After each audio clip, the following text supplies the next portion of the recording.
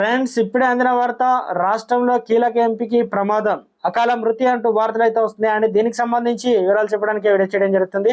చాలా మంది వీడియో వస్తున్నారు కానీ సబ్స్క్రైబ్ చేసుకోవడం మర్చిపోతున్నారు. దయచేసి ఈ ఛానల్ సబ్స్క్రైబ్ చేసుకొని బెల్ ఐకాన్ ఆల్ ట్యాప్ చేయండి.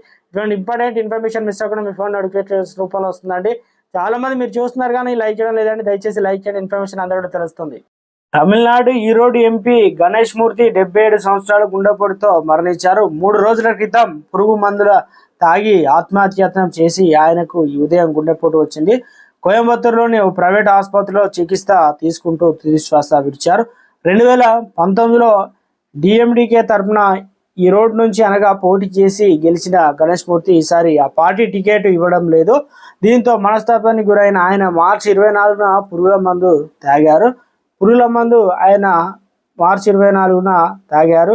దీంతో ఎంపీ టికెట్ రాలేదని సూసైడ్ అటెంప్ట్ మృతి చెందడం జరిగింది. ఎంపీ తమిళనాడులో పార్టీ నాయకులు, అభిమానులు, కుటుంబ సభ్యులు తీవ్ర శోకసంద్రంలో మునిగిపోయారు.